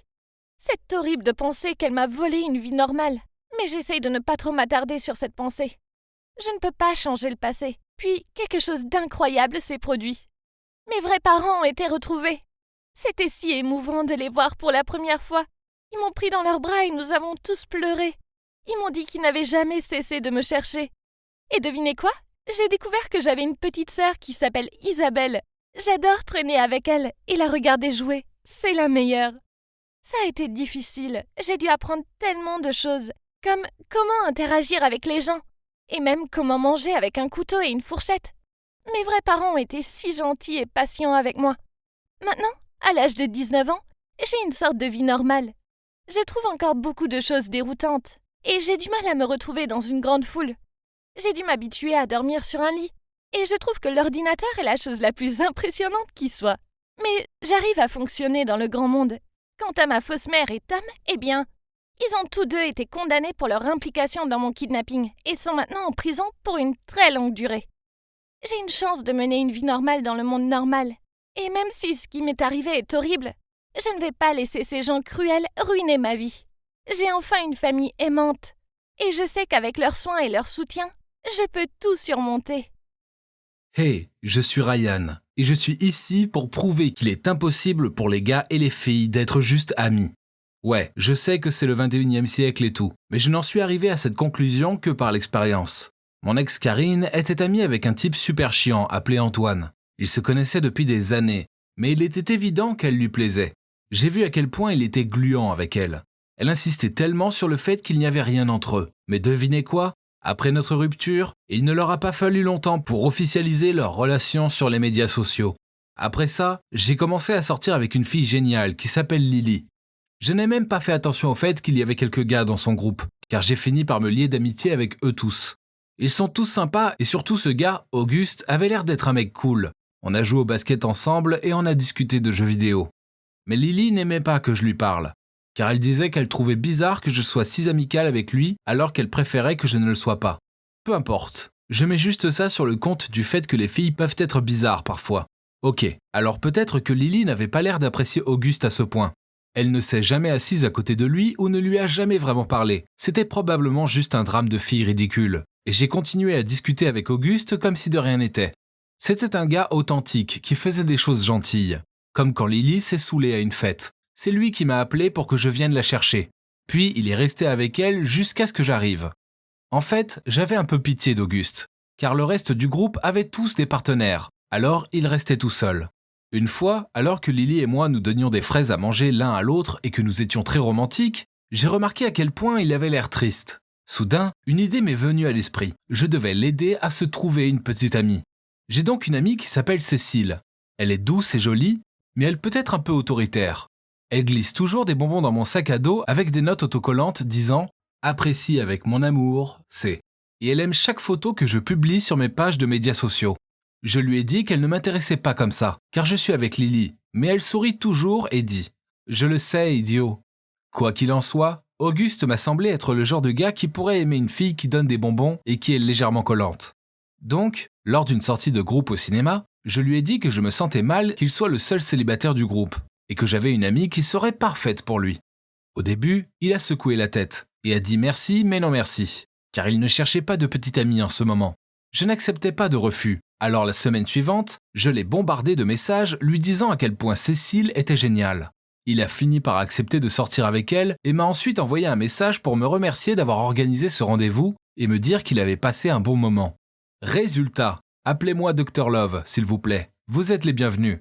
Ma relation avec Lily se passait très bien, alors quand elle m'a dit qu'elle partait pour la nuit avec ses amis, je lui ai dit que c'était cool, car je lui faisais confiance et je leur faisais confiance. Puis, à 3h du matin, alors que je tirais sur des zombies dans mon jeu, mon téléphone a sonné. C'était Auguste. Nous avons joué à Action ou Vérité. Désolé, mais je pense que tu dois entendre ça. Cela a été suivi d'un message vocal.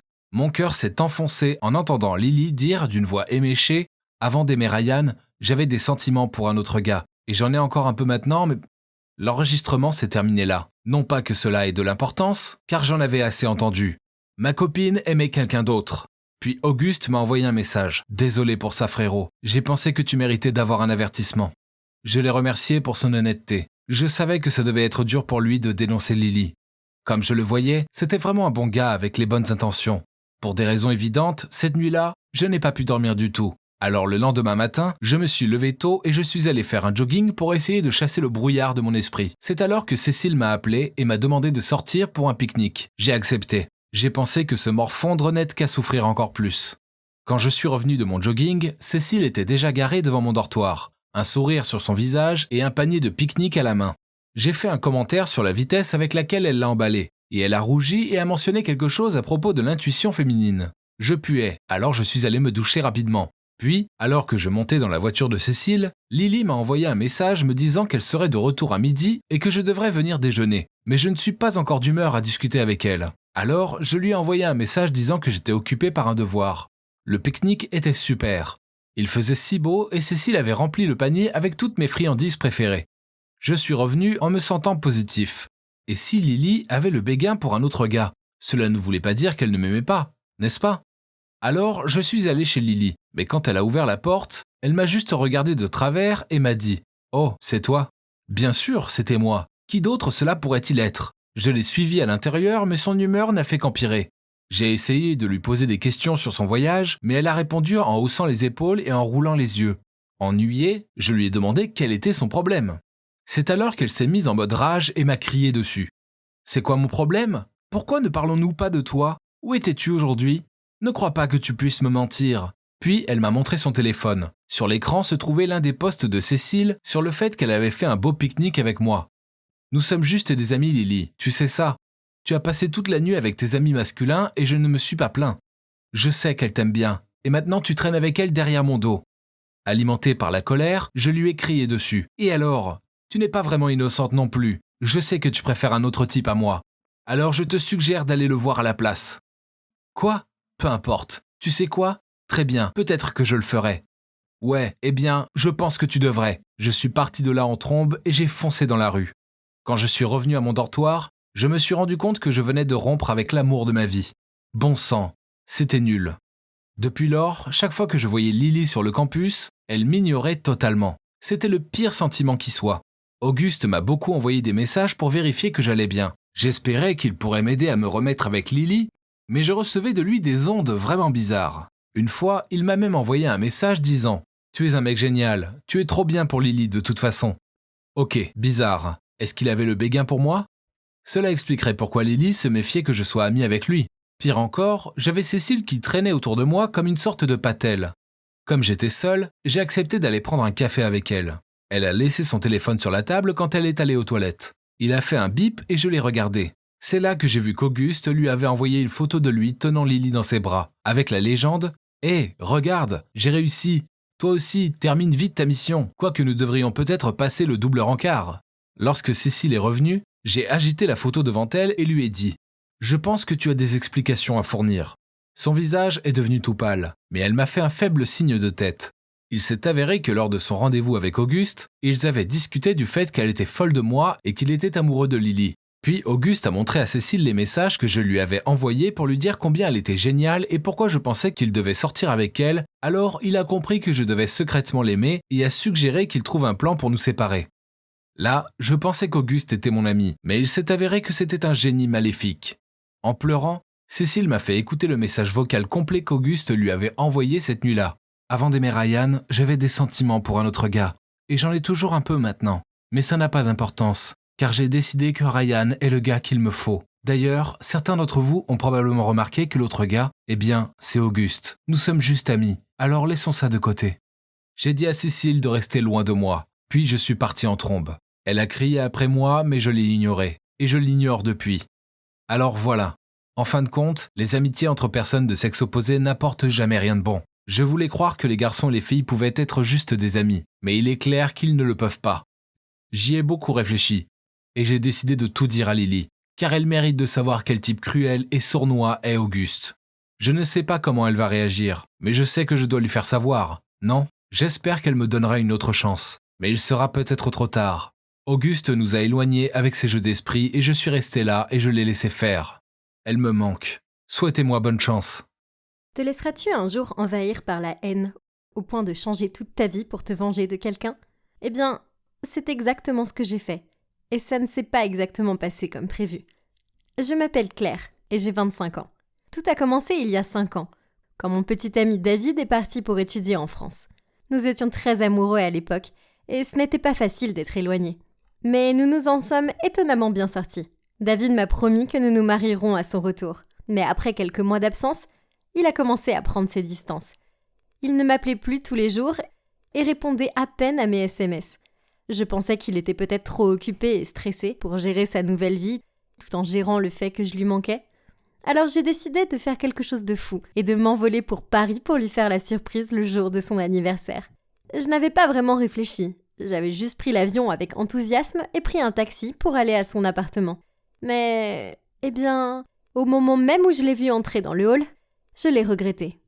David était là, mais il n'était pas seul. Il était en train d'enlacer et d'embrasser une autre fille. Et elle est même montée avec lui. J'ai senti mon sang bouillir et j'ai voulu crier. Mais au lieu de cela, je suis partie. J'étais si bouleversée, mais aussi en colère. Comment a-t-il pu me trahir comme ça ? Faire un long chemin juste pour voir mon petit ami me trahir sous mes yeux était une mauvaise chose, et je ne pensais pas que la vie pouvait être pire. Mais j'avais tort. Les choses étaient sur le point de devenir bien pires. Après avoir quitté son appartement, j'ai pris une chambre dans une auberge de jeunesse à proximité, et j'ai pleuré jusqu'à ce que je me suis endormie. L'instant d'après, je me réveillais avec une odeur de brûlé. Oh mon Dieu, l'auberge était en feu. J'ai eu de la chance de m'en sortir vivante, mais j'ai été grièvement brûlée et j'ai gardé une énorme cicatrice sur le visage. J'étais là, le cœur brisé et brûlé vif dans un pays étranger, où je ne connaissais personne et ne parlais pas la langue. Je ne m'étais jamais sentie aussi seule et aussi moche de toute ma vie. En me regardant dans le miroir, je n'ai ressenti que de la colère et de la rancœur contre David. Il avait détruit ma vie et je voulais à tout prix le lui faire payer. Après avoir récupéré, j'ai pris l'avion et je suis retournée aux États-Unis. C'est là que j'ai commencé à préparer ma vengeance. J'avais plus d'un tour dans mon sac, mais chaque chose en son temps. La chirurgie plastique. Dès que j'ai eu mon diplôme, je me suis fait refaire le visage. J'ai même changé mon nom, déménagé dans un nouvel appartement et vécu avec une nouvelle identité. Ma vie était déjà assez misérable, alors tout ce que je voulais, c'était recommencer à zéro. Et ça a marché. Après l'opération, je suis devenue une personne complètement différente, comme je l'avais voulu. Et en plus, j'étais encore plus belle qu'avant l'accident. Je me sentais merveilleusement bien et j'avais hâte de recommencer à vivre. Bien sûr, j'ai dû travailler comme une folle pour payer ma chirurgie plastique. Mais ça en valait la peine, n'est-ce pas ? En plus de ça, c'est aussi comme ça que j'ai fait de mon mieux pour me construire une carrière. David regretterait de m'avoir trompée pour le reste de sa vie. Ça c'est sûr. Et comme prévu, après 3 ans de travail acharné, j'ai fini par être promue à un poste de direction dans l'entreprise de construction pour laquelle je travaillais. Et je suis devenue une femme belle et brillante que beaucoup de gens admirent. Au même moment, quelques-uns de mes amis m'ont dit que David était rentré de Paris et qu'il travaillait désormais pour un grand cabinet d'architectes. J'ai presque ricané quand j'ai entendu le nom de l'entreprise. C'était notre nouvelle entreprise partenaire. Oh, les choses allaient devenir amusantes. Mes amis m'ont également dit qu'il avait ramené sa petite amie française aux États-Unis avec lui et qu'ils allaient bientôt se marier. Quoi ? Ils allaient se marier ? Ils avaient l'air si heureux ensemble, hein ? Pas étonnant que pendant toutes ces années, il n'ait pas essayé de me contacter une seule fois. Après l'avoir surpris en train de me tromper, j'ai juste disparu. J'aurais pu être morte, mais il ne semblait pas s'en soucier. Cela m'a poussée à le détester encore plus. C'était hors de question qu'un traître puisse vivre heureux comme ça. Je ne pouvais pas attendre plus longtemps. Il était temps de mettre mon plan en exécution. D'abord, j'ai dit à mon patron que je travaillais sur le projet avec l'entreprise de David. Au moins, comme ça, j'aurai une excuse pour l'approcher. Lors de cette première rencontre, je me suis arrangée pour être aussi belle que possible et j'ai attendu en retenant mon souffle. Bien sûr, David ne m'a pas reconnue. Eh bien, le croiriez-vous ? Il a continué à me regarder et à me draguer. J'ai trouvé ça hilarant et je me suis mise à le draguer en retour. Et finalement, il a compris et m'a demandé de sortir avec lui. Quel con ! Je comprenais maintenant pourquoi j'avais été larguée dans le passé. Même quand il avait déjà sa fiancée, il pouvait toujours flirter tranquillement avec les autres. Pauvre fiancé. J'ai continué à jouer le jeu et j'ai même fait des plans pour me lier d'amitié avec sa fiancée, Valérie. Je savais qu'elle traînait dans un certain café. Alors un jour, j'y suis allée et je l'ai accidentellement bousculée, faisant tomber de l'eau sur sa magnifique tenue. J'ai continué à m'excuser et lui ai dit que je paierais pour la faire nettoyer à sec. Et finalement, nous avons commencé à discuter et à sympathiser. Nous avons échangé nos numéros et je lui ai demandé si elle voulait aller faire du shopping un jour, ce qu'elle a accepté. C'était beaucoup trop facile. Quelques jours plus tard, nous sommes allés faire du shopping Et il n'a pas fallu longtemps pour qu'elle commence à me confier à quel point elle se sentait seule, et qu'à part son petit ami, elle ne connaissait personne ici. Je lui ai souri gentiment et lui ai dit que je serais volontiers sa meilleure amie. Au même moment, David et moi sortions ensemble. J'ai fait semblant de craquer pour lui, même si au fond de moi j'étais furieuse contre lui. Je lui ai même dit que je partagerais avec lui des documents de travail confidentiels, s'il me dorlotait et me traitait comme une princesse. Il semblait totalement amoureux de moi et passait tout son temps libre à m'inviter au restaurant et à m'acheter des cadeaux de valeur. On aurait dit qu'il n'était plus intéressé par Valérie. Évidemment, Valérie est venue me voir et m'a dit qu'elle était très triste parce que le mariage approchait, mais que son fiancé était tout simplement froid et agissait bizarrement. D'un côté, je l'ai réconforté et encouragé. Mais de l'autre, j'ai séduit David et pris la plupart de son argent. Il a même mis mon nom sur le contrat de la maison. Donc techniquement, je possédais son appartement. Vous savez, je voulais que David ressente la douleur d'être trahi par la personne en qui il avait confiance. Un jour, Valérie m'a appelée en larmes et m'a dit qu'elle soupçonnait son petit ami de voir quelqu'un d'autre. Je lui ai demandé quel était le nom de son petit ami et où il travaillait. Et je lui ai dit qu'elle n'avait pas à s'inquiéter, que je l'aiderais à le découvrir. Quelques jours plus tard, j'ai envoyé à Valérie quelques photos de lui en train de la tromper avec moi, mais en cachant évidemment mon visage. Cependant, c'était bien assez de preuves pour la faire souffrir. Puis j'ai dit à Valérie qu'il semblait que son petit ami travaillait avec cette autre fille sur un projet, et que Valérie pourrait se venger en détruisant le projet. De cette façon, il ne pourrait plus travailler avec cette autre fille. Valérie est tombée dans le panneau. C'était fou. Le lendemain, mes collègues m'ont appris que la folle fiancée de David avait détruit la maquette finale du projet des deux entreprises. Elle avait renversé de l'eau sur son ordinateur portable et l'avait jeté par terre, alors que la date limite approchait et qu'il était trop tard pour tout recommencer. Apparemment, son patron était furieux et l'a immédiatement renvoyé. Ce contrat valait des millions de dollars et il venait de tout gâcher. Mais le mérite revient entièrement à Valérie. Elle n'y avait même pas réfléchi. Elle était stupide à ce point. Ah, ça a bien servi David. Finalement, le karma est venu et lui a botté les fesses. Ce soir-là, je suis allée chez eux. David n'avait plus de travail, plus d'argent, et il était sur le point de perdre sa fiancée et sa maison aussi. J'ai frappé à la porte et quand Valérie a ouvert, elle était choquée de me voir, mais pas aussi choquée qu'elle allait le devenir. David m'a vue et on aurait dit qu'il allait s'évanouir. « Surprise !» ai-je dit. « Salut David !» Valérie a eu l'air confuse et a dit « Attendez, vous vous connaissez ?» J'ai rigolé et j'ai dit « Bien sûr que oui, Valérie. En fait, je suis l'autre femme avec laquelle il te trompe. Et ce n'est pas tout. Je suis en fait l'ex de David. » Puis, je me suis tournée vers David. « C'est vrai, David, c'est moi. Claire. » Valérie, quand il est venu à Paris, il sortait avec moi. Et puis il m'a trompée avec toi. Alors je me suis vengée.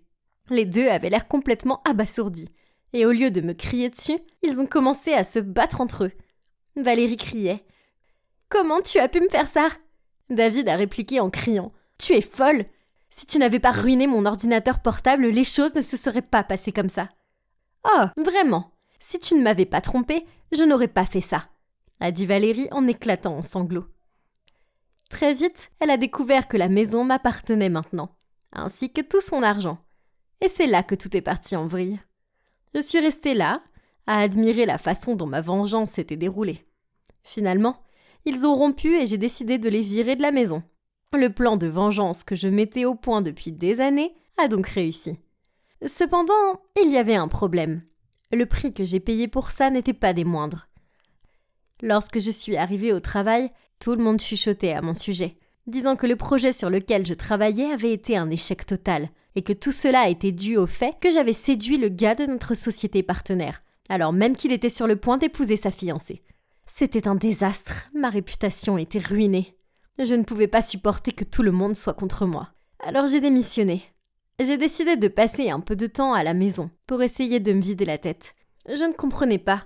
J'avais passé des années à préparer ma vengeance, et maintenant qu'elle avait enfin été couronnée de succès, pourquoi je me sentais si mal ? J'étais tellement occupée à ruiner la vie de David que je n'avais pas pensé aux conséquences sur ma vie. Je me suis faite des illusions.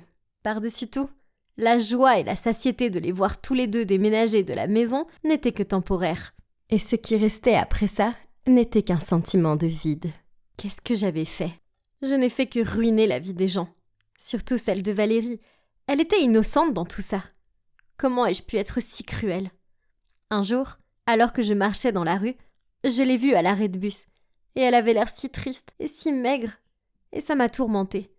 Cette pauvre fille ne méritait pas ça. Je ne pouvais pas rester là sans rien faire. Je devais m'excuser. J'ai donc traversé la rue en courant. Mais le temps que j'arrive, le bus s'était passé et elle était partie. J'ai décidé alors de l'appeler. J'ai demandé si nous pouvions parler et au début, elle a refusé. Mais une fois que je lui ai dit que j'étais désolée et que je lui ai dit à quel point je me sentais mal à propos de tout ça, elle a accepté de me rencontrer. Je tenais les clés de son ancienne maison lorsqu'elle s'est avancée vers moi et je les lui ai remises. Elle était surprise, mais j'ai commencé à lui expliquer. « Valérie, je suis vraiment désolée. Je ne voulais pas te faire de mal. C'était juste que David m'a brisé le cœur et pendant des années, je n'ai pensé qu'à détruire sa vie comme il avait détruit la mienne. Je n'avais pas réalisé que tu étais si douce. Et maintenant je vois à quel point j'ai été horrible avec toi. Tu ne mérites rien de tout ça. Tu me faisais confiance et je t'ai complètement trahi. » Au début, Valérie n'a rien dit. Puis elle a commencé à me crier dessus, en disant qu'elle me considérait comme sa meilleure amie et qu'elle se sentait si pitoyable de m'avoir fait confiance. À ce moment, j'ai éclaté en sanglots. J'étais un monstre. À la minute où j'ai commencé à pleurer, quelque chose a changé chez Valérie. Elle m'a pris dans ses bras. Je n'arrivais pas à le croire. Après tout ce que je lui avais fait, elle voulait toujours me réconforter. On était là dans les bras l'une de l'autre, à pleurer. Et oui, finalement, quelque chose de bien était sorti de tout ce chaos. J'avais une amie. Et très vite, cette amie deviendra ma meilleure amie, c'est sûr. Les gars, honnêtement, je ne vous recommande pas de perdre votre temps à vous venger. J'ai gâché tant d'années de ma vie à être obsédée par le fait de faire du mal à David. Et au final, ça n'a fait du mal qu'à moi-même et à la pauvre innocente Valérie. De par ma propre expérience, je veux juste vous dire, soyez toujours une personne mature et vivez pour vous-même, pas pour les autres. Salut, c'est Olivia. De l'extérieur, ma vie semble parfaite. Ma famille est riche, je suis belle et brillante, même mon travail est chic. Mais de l'intérieur, j'ai un défaut de caractère. Je suis colérique, ce qui a failli me faire tout perdre. J'ai toujours été la petite princesse de mon père, ce qui signifie que j'obtiens tout ce que je veux, comme de nouveaux vêtements, une nouvelle voiture et des vacances exotiques. C'est pourquoi les autres filles ont toujours été jalouses de moi. Mais Élise était différente. Elle a réalisé que je valais bien plus que des vêtements de marque et des beaux cheveux brillants. La famille d'Élise vivait près d'ici. Mon père était ami avec le sien, qui est décédé quand elle était petite. Mais comme mon père est un type bien, il a continué à les soutenir. Il a payé les études d'Élise, alors nous étions dans la même école. C'était la seule amie qui pouvait supporter mon tempérament colérique. Je sais, ce n'était pas gentil. Mais c'était difficile de faire face à la jalousie des filles de ma classe moyenne à mon égard, ce qui a donné lieu à quelques incidents. Une fois, alors que je n'étais qu'une élève de primaire, une fillette a osé mettre ma chemise après le sport. Elle a dit que c'était un accident. Oui, c'est ça. Je lui ai crié dessus en disant qu'elle avait étiré et que maintenant, elle m'en devait une nouvelle. Élise a essayé de calmer la situation, mais elle s'est retrouvée au milieu de la dispute, littéralement, car cette fille et moi, on se lançait des insultes à travers Élise. Une autre fois, des enfants se sont assis à ma place à la cantine. Et lorsque je leur ai demandé de bouger, ils ont refusé. J'étais furieuse, alors j'ai versé ma crème anglaise sur eux. Voyant que les enfants étaient sur le point de devenir fous, Élise leur a passé une serviette, s'est empressée de s'excuser et m'a fait sortir de là avant que je ne les recouvre d'une autre partie de mon repas. Elle comprenait à quel point je m'énervais sur certaines choses, mais ne s'est jamais énervée contre moi à ce sujet. C'est pourquoi notre amitié a perduré jusqu'à l'âge adulte. C'est parfait d'avoir une amie comme Élise pour grandir. Mais ce qui a rendu ma vie encore plus parfaite, c'est l'arrivée de notre jeune voisin. Oui, une nouvelle famille venait d'emménager. Et ma mère m'a dit qu'un joli garçon de mon âge allait à la rencontre des voisins. J'ai couru pour voir ce qui se passait et j'ai trouvé Élise debout sous mon porche en train de parler à un gars super mignon. J'ai arrangé mes cheveux et j'ai bondi vers eux. « Salut Élise !» Je lui ai souri, puis je me suis tournée vers lui et j'ai dit « Salut !» On ne s'est certainement pas rencontrés avant, parce qu'il n'y a aucune chance que je t'oublie. Il a souri en retour et s'est présenté comme Samuel. et a dit qu'il vivait dans ce quartier. Je me suis assise sur le canapé dans la maison d'Élise et j'ai fait des recherches sur Samuel. Et j'ai découvert qu'il était un influenceur assez célèbre. Son père est parti avec une autre femme et il a fondé une nouvelle famille. Alors Samuel vivait avec sa mère et sa grand-mère. Et le meilleur de tout, c'est qu'il était célibataire. J'ai agrippé le bras d'Élise et insisté pour qu'elle m'aide à faire de Samuel mon petit ami. Elle avait l'air un peu mal à l'aise au début, puis elle a accepté à contre-cœur de m'aider. J'ai persuadé Élise de prétendre qu'elle avait perdu son téléphone. Puis je suis allée chez Samuel et je l'ai supplié de venir nous aider à le chercher. Il a passé toute l'après-midi à essayer de nous aider à le chercher, pour finalement l'entendre sonner dans ma poche. Oups! Puis, une fois, cette fois ce n'était pas planifié. Mais j'ai réussi à coincer un de mes nouveaux talons dans une plaque d'égout. J'étais là à hurler quand Samuel est passé devant moi et m'a dit d'enlever ma chaussure. J'ai refusé. Avait-il la moindre idée de leur prix ? Il s'est contenté de rire et m'a dit de m'appuyer sur lui pendant qu'il retirait soigneusement ma chaussure. Quel cœur ne fondrait pas pour ce gentil garçon ? Après cela, nous avons commencé à parler davantage, puis nous avons bavardé tous les jours. Il avait le sens de l'humour et était très gentil avec moi. C'était tellement merveilleux de savoir qu'il a été impressionné par mon côté mignon, cachant le téléphone d'Élise dans ma poche pour trouver une chance de se faire des amis. Comme c'est embarrassant. Mais on dirait que ça lui a plu, car au bout de 2 mois, il m'a demandé de sortir avec lui. Et nous sommes rapidement devenus un couple officiel.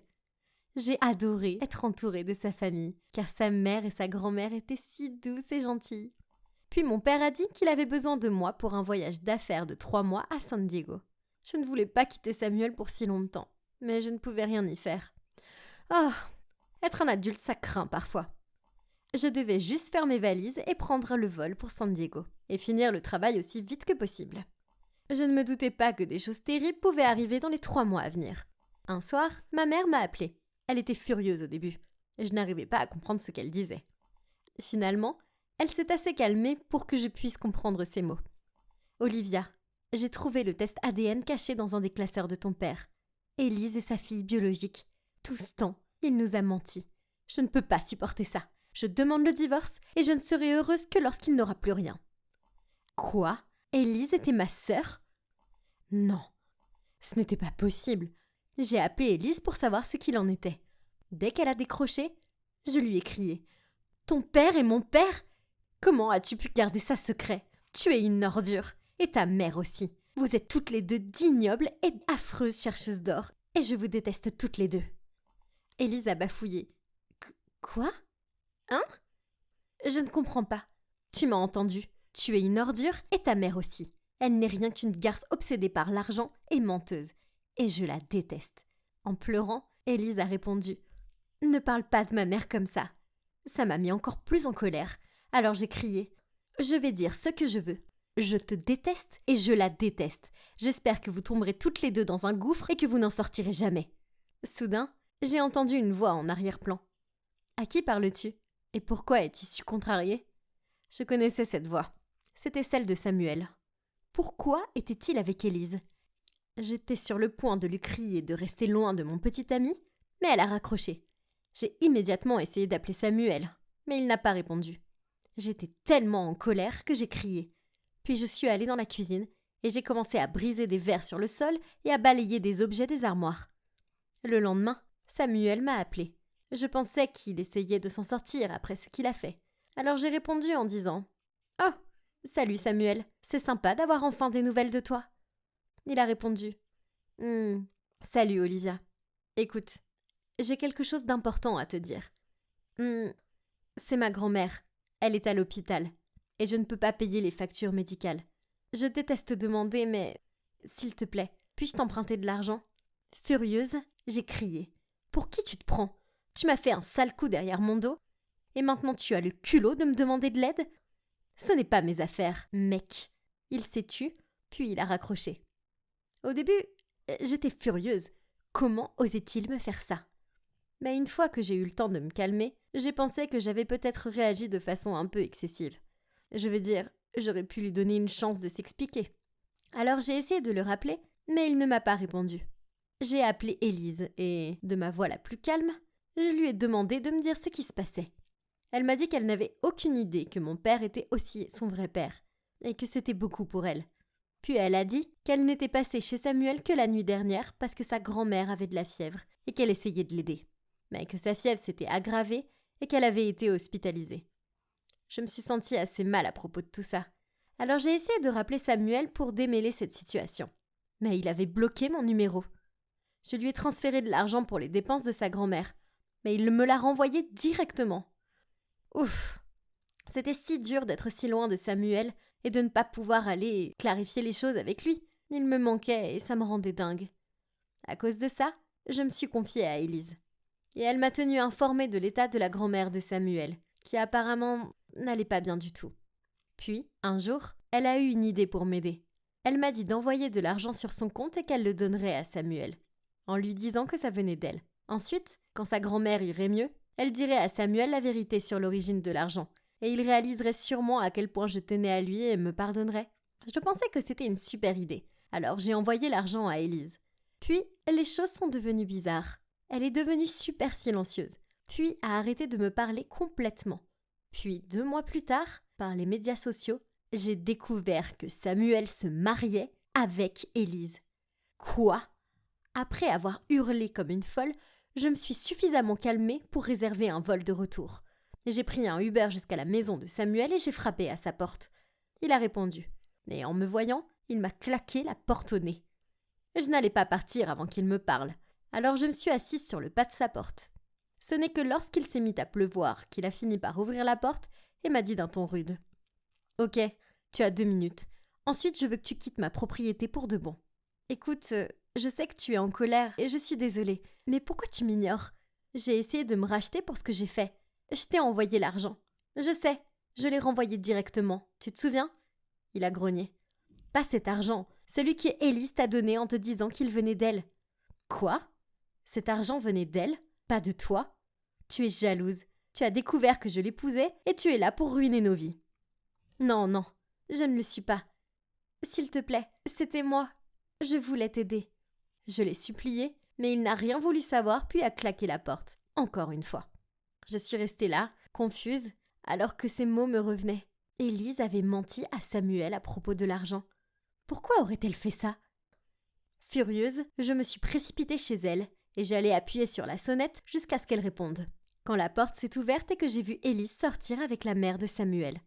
J'ai sauté hors de vue et j'ai écouté. La mère de Samuel l'a remerciée pour son aide et lui disait qu'elle avait hâte qu'elle devienne sa belle-fille. Quoi? Dès que sa mère est partie, je suis sortie de ma cachette et j'ai confronté Élise. Tu es une menteuse. Élise était surprise de me voir, mais elle a haussé les épaules et elle a dit « Peu importe ». Puis elle s'est dirigée vers sa porte. « C'est mon homme maintenant, pas le tien ». Elle a ajouté en se retournant vers moi.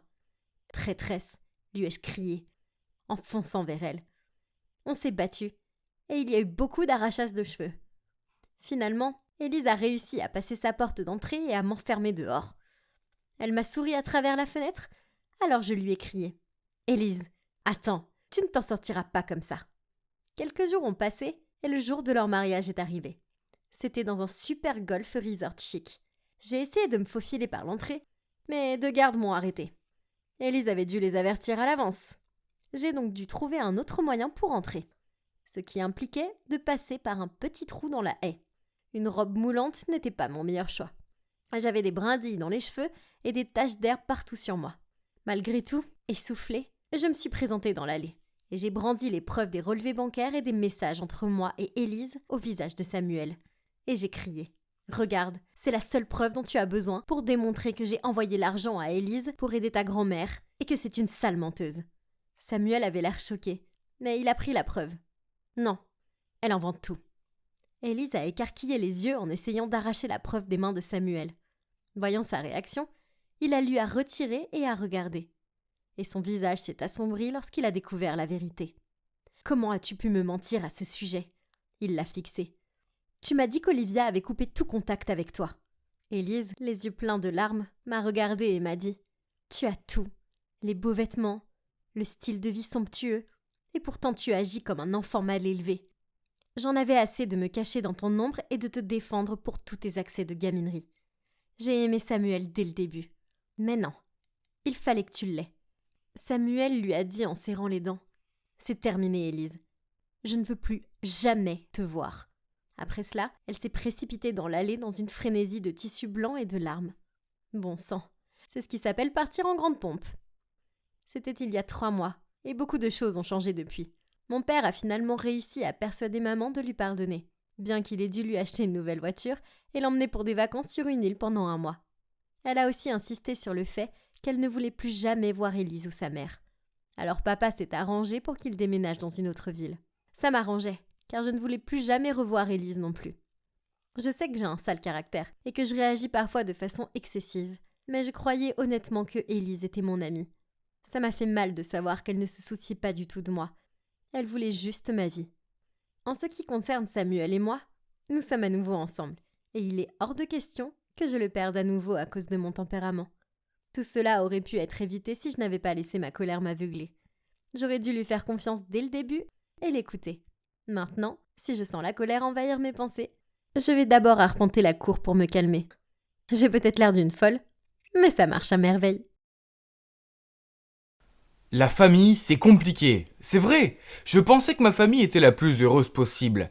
Mais non, tout comme une bulle s'explose quand elle devient trop grande. Maman et papa se sont séparés après une grosse dispute stupide. Après ça, mon père a déménagé. Moi et ma petite sœur Katie avons eu un choix difficile. L'un de nous resterait ici avec maman et l'autre irait vivre avec papa et sa nouvelle copine, Zara. Cathy est vraiment douce, gentille et sensible, alors je ne pensais pas que bouleverser sa vie et la faire vivre avec une nouvelle belle-mère serait une bonne idée. Je suis un grand frère, protéger ma petite sœur était mon devoir. Donc, c'était réglé. Katie est restée avec maman et j'ai emménagé avec papa et Zara. Quelques mois plus tard, maman est tombée amoureuse d'un certain Valentin et l'a épousé. Je n'étais pas très convaincu par Valentin. Je ne l'avais rencontré que quelques fois, mais il semblait trop prétentieux à mon goût. Bref, revenons à papa, et il s'avère que ma vie avec eux était une partie de plaisir. Et il me laissait sortir quand je voulais, et il me faisait à peine faire des tâches ménagères. Au contraire, Zara n'était pas une personne méchante. Elle me traitait comme un membre de la famille, et, pour mon 16e anniversaire, elle a même suggéré à mon père de me surprendre avec ma propre voiture. Des jours heureux.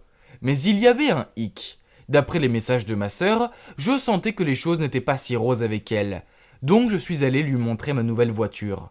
Enfin, c'était juste une excuse pour aller vérifier comment ça se passait. Je suis entré dans la maison pour trouver Katie en train de vider le lave-vaisselle. Elle pleurait. Je comprends, les tâches ménagères sont nulles, mais ce n'était pas assez terrible pour faire pleurer quelqu'un. Il y a quelque chose qui cloche. Je lui ai préparé une boisson et on s'est assis et on a parlé. Elle m'a dit que c'était Valentin, qu'il ne l'aimait pas et qu'il lui causait toujours des problèmes. Katie a dit « Il m'a toujours considéré comme une épine dans le pied, car il voulait que maman passe tout son temps avec lui.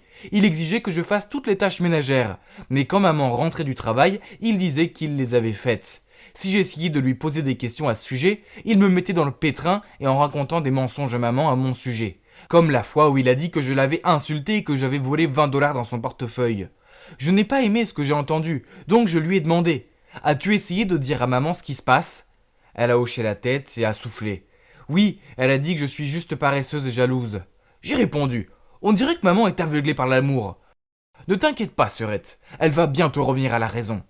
Elle a retenu ses larmes et a dit. Je l'espère, Thomas, parce que ça craint vraiment ici. Je lui ai dit de me prévenir la prochaine fois que Valentin faisait quelque chose de louche. Waouh, il s'avère que ce type aime donner des coups bas. Quelques jours plus tard, il a remplacé l'huile de cuisson par du whisky. Et quand maman a commencé à cuisiner, tout a pris feu. Valentin s'est précipité à la rescousse et il a accusé Katie en disant qu'il l'avait vue tenir la bouteille de whisky hier soir. Mais il a supposé qu'elle essayait simplement de la voler. Puis il a dit à maman que Katie avait insisté pour qu'il cuisine son steak. Donc la farce devait lui être destinée. Maman l'a tout de suite cru et l'a puni en lui faisant manquer le bal de l'école et en lui faisant faire des tâches ménagères à la place. Pauvre Katie, elle était si bouleversée. Mais une semaine plus tard, Valentin le sournois a encore frappé. Cette fois, Katie l'a vu remplacer la mayonnaise light de maman par de la mayonnaise complète. Katie s'est précipitée chez maman pour l'attraper en flagrant délit, mais quand elle est arrivée, elle l'a vu étaler de la mayo light sur son bagel. Maman a crié sur Katie pour avoir dit des mensonges sur son beau-père, et l'a puni encore une fois. C'était nul. Ma sœur est la plus gentille des filles, et elle ne mérite pas ça. Sans parler du fait que certaines de ses farces semblent dangereuses. Pas tant celle de la mayonnaise, mais celle du feu aurait pu mal finir. Ce Valentin devait arrêter de jouer. Et il était temps que je lui montre que personne ne s'en prend à ma petite sœur. Donc j'ai suggéré que nous échangions les choses pendant quelques semaines. Katie irait vivre avec papa et apprendrait à connaître Zara. Et moi j'irais vivre avec maman et apprendrais à connaître Valentin. Il est clair que Valentin savait qu'il ne pouvait pas m'embêter. Donc la première semaine, il est resté hors de mon chemin. J'ai utilisé ce temps pour faire le plein, me relaxer, apprécier la cuisine de maman et préparer ma vengeance. Quand la deuxième semaine est arrivée, j'étais prêt à faire de la vie de Valentin une misère. Sacré vénard de Valentino. Maman travaillait très dur car Valentin avait perdu son emploi. Alors, en bon fils que je suis, je l'ai conduite à l'épicerie. Maman était si heureuse de mon aide et elle m'a promis de me faire mon omelette préférée. Quand nous sommes rentrés à la maison, maman a appelé Valentin pour qu'il vienne aider à porter les sacs à l'intérieur. Il a essayé de l'impressionner en les portant tous à la fois. Mais l'un d'eux s'est ouvert et les provisions sont parties dans tous les sens, y compris la boîte d'œufs. Oups, maman était furieuse et lui a crié « Voilà ce qui arrive quand on essaye de se vanter et faire l'homme fort. Maintenant, je ne peux pas avoir d'omelette pour mon dîner et j'attendais ça avec impatience. » Haha, voir son expression stupéfaite était tellement drôle. Oui, j'ai fait un trou dans le fond du sac pour que ça arrive. J'en avais pas encore fini avec lui. Aucune chance. Donc les jours suivants, quand maman est partie super tôt pour le travail, j'ai versé des cornflakes partout, jeté du linge sale sur le sol, mis la gamelle du chien sur le canapé et j'ai marché partout avec mes baskets sales. J'ai même emporté le petit déjeuner que maman avait préparé pour Valentin à l'école pour qu'il se réveille affamé et qu'il passe la journée à nettoyer mon désordre. Ah! Naturellement, Valentin n'était pas content de moi. Alors quand je suis rentré de l'école, il m'a forcé à tondre la pelouse. Ce gars avait l'air si fatigué d'avoir passé la journée à débarrasser mes affaires. Alors, ça me va. Quand maman est rentrée et m'a vu, j'ai repris mon souffle et j'ai dit « J'ai eu une journée chargée avec l'école, mais Valentin m'a quand même fait faire toutes les corvées. Je suis si fatigué, maman. » Maman s'est précipitée à l'intérieur et a trouvé Valentin en train de regarder des dessins animés. Alors elle lui a crié dessus « Tu es à la maison toute la journée. Alors pourquoi tu ne tonds pas la pelouse au lieu d'obliger mon fils à le faire ? Moi je dois aller travailler et mon fils doit faire des sales corvées. Alors quel est exactement ton rôle dans cette maison ?» Valentin est resté bouche bée. Mais ça ne s'est pas arrêté là, car maman était tellement en colère qu'elle l'a fait dormir sur le canapé. Valentin m'a évité après ça, mais ce n'était pas suffisant. Je devais faire en sorte qu'il laisse ma sœur tranquille. Je devais faire comprendre à Valentin que sa façon de faire était mauvaise. Je savais que maman et Valentin avaient une tirelire dans leur chambre pour leurs futurs enfants. Alors, quand ils n'étaient pas là, je me suis faufilé dans leur chambre, j'ai cassé la tirelire et j'ai caché l'argent dans la veste de Valentin. Ce soir-là, après le dîner, j'ai demandé à maman si je pouvais emprunter ses écouteurs. Elle est allée les chercher dans sa chambre, juste au moment où Valentin a pris sa veste et est allé partir. Au moment où il a franchi la porte, nous avons entendu un cri affolé à l'étage. C'était ma mère. Elle avait dû trouver la tirelire cassée et a couru en bas en criant après Valentin. Il est resté sur le pas de la porte, confus. Mais elle a vérifié ses poches et voilà, l'argent était là. Elle l'a agité en colère devant son visage. « C'est quoi ça, hein ? Tu vas dépenser les économies pour notre enfant, c'est ça ? Tu ne gagnes pas d'argent, alors arrête de tout gâcher. » Ils se sont disputés dehors. Alors je suis monté dans ma chambre et j'ai regardé par la fenêtre. Soudain, une voiture s'est arrêtée et une fille bien habillée en est sortie. Oh wow, c'était Katie. Elle a couru vers maman et l'a prise dans ses bras. Puis papa et Zara sont apparus. Il s'avère que Katie a passé un bon moment chez papa. Zara a toujours voulu avoir une fille. Alors quand Katie est arrivée, elle était si heureuse qu'elle l'a emmenée faire du shopping, l'a coiffée et l'a gâtée. Quand maman a regardé sa propre fille qui avait une meilleure vie avec sa belle-mère, j'étais sûr qu'elle a réalisé à quel point elle était mauvaise. Je pouvais voir son visage honteux. Je me suis précipité en bas et j'ai salué ma sœur. Puis je me suis tourné vers maman et lui ai dit « Maman, tu devrais t'occuper davantage de Katie. Tu vois, Valentin me maltraitait. Tu ne sais pas à quel point il était dur avec elle.